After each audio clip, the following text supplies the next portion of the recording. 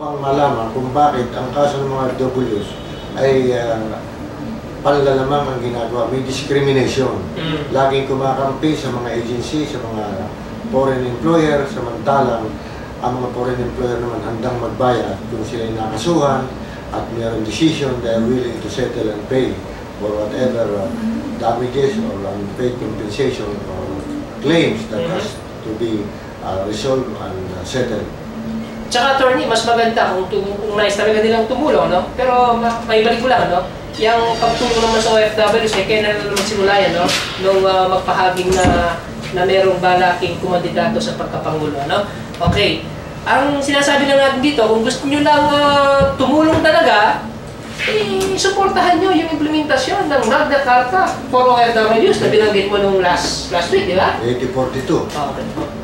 Yun ang dapat. Yun ang tunay na pagtulong. Dahil yan ay hindi maagaw ni naman, di ba?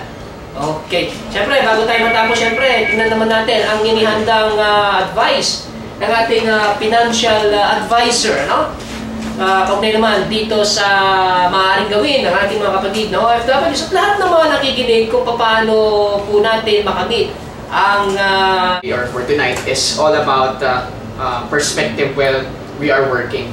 Kasi marami naman po sa ating mga Pilipino ngayon at kahit na po sa mga OFWs is nagtatrabaho pa at pwedeng sabihin na wala pa silang oras para magnegosyo.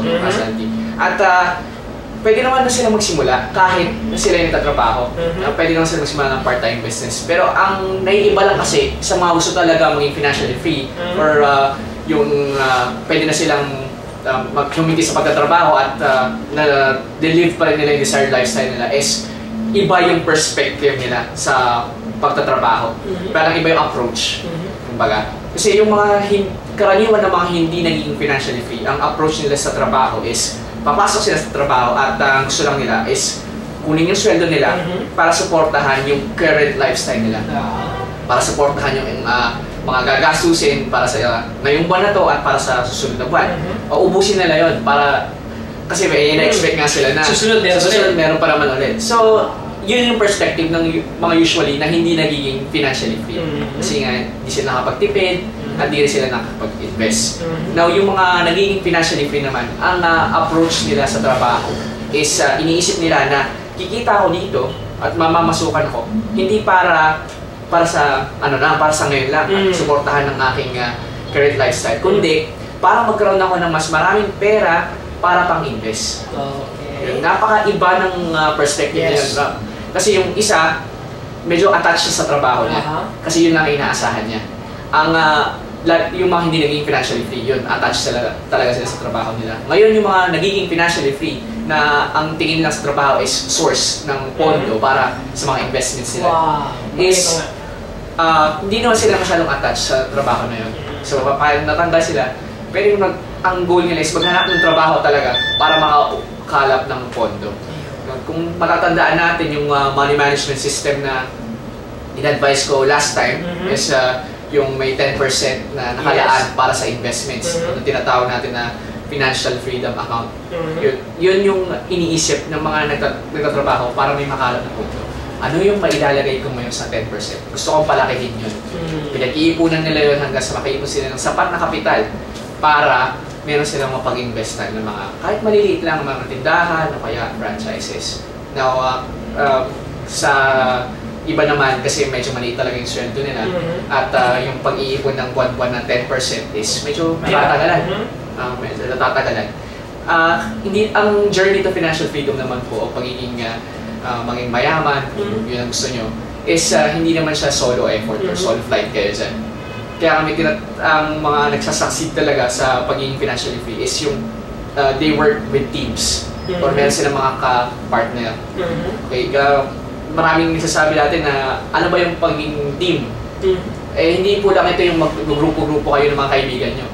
Kasi ang isang team po is dapat laging complementary skills o yung mga kapabilidad nyo, yung mga skills nyo is nasusuportahan yung skills din. Symbiotic. Parang symbiotic niya. Okay. At ang napakamagandang example nito is yung mga nag-iisip mag-franchise ngayon. Kasi yung mga iba nag-franchise, sila namang isa. At titingnan nila lang yung dokumento, pipirma na sila kagad. baka madaling babagsak siguro po yung negosyo natin kung ganun dito tatagal. Ang example ng teams na nagiging successful sa pag-franchise is at least composed ng 5 tao yan o 5 components. Ang una is yung taong nagkakapital.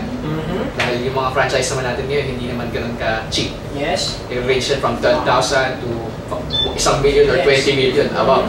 Okay, so kapital, kailangan natin yan. Pangalawa is yung marunong sa marketing. Okay. Kasi yung lalo na yung pagpili ng isang lugar ilalagay yung franchise nyo. At pangatlo naman po is meron din tayong mga attorney dyan or mga sa legal support. Okay. Kasi yung mga franchise agreements is mga legally binding po yan pag pumirma tayo. At kung hindi natin naiintindihan kung ano yung mga words na ginagamit dyan, is mahirapan din tayong makalabas sa franchise agreement kung hindi na natin nagugustuhan yung kumpanya. Okay, at baka tayo magbayad pa ng mga settlements or mga damages dahil breach of contract. Breach of contract. Yes. Ang pang-apat is magaling sa management at pag-maintain ng franchise ng business na yun at para matakbo niya to sa araw-araw. At pang-lima is yung mga medyo visionary. Okay? Visionary, yan yung mga entrepreneur talaga. Kasi pag isa lang yung franchise mo, medyo matatagalan ka rin maging financial. Dapat may dagdag. Madadagdag at nakikinita ng kagrupo mo, ng kasama mo sa negosyo, kung paano nyo papalakihin yung negosyo. So, yun ang kasalte. Okay. Okay, thank you very much, ha? Medyo very informative. Yung sinabing economic freedom ay yung ating nasa Senado ngayon, political freedom. Pero mayroong nag-take sa akin, ito ang dapat na basahin ko lang po. Sige, nananawagan ako sa Korte Suprema na ipakita nila na may justice sa Pilipinas. Kailan ba matutuwid ang mga mali? Huwag kayong magbulag-bulagan. Pare-pareho tayo mga Pilipino. Tama naman at nilalaban ni Atty. Del Mundo, sana tamaan kayo ng hiya o sadyang gawain nyo na yan. Ang mag-api at mag-apak ng sariling lahi. Mahaba itong cellphone number niya, 23715542. Okay. Meron pa pong isa, sandali lang. Meron pang iba naman. Kasi habang hinahanap pa, pasuhin ko lang si Mr. Tony Bebas.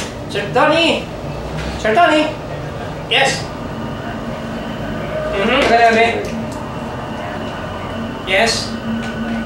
Okay, mabuhay ka rin? Tumulong nga ito sa mga OFW pagpauwi, yan ang bigay ng pamasahe. Kasi paano naman nila ibalik at experience na pinabalik ng Israeli Office report na kailangan ibalik censure. Sa gobyerno. Yung kaso niya, yung atin, siyempre nasagyan sila na ibalik yung yung nakulimbat. Wala masamang sabihin nakulimbat, totoo naman talaga na nakusurprise na lupa niya doon sa Sinanan na sa Paranaque, Las Piñas. patungong sa Paco. Pag-iiyak na yun. Yes. Ngayon, sabi niya, ano na lang daw sa tao, ibibigay ng pasyent sa tao.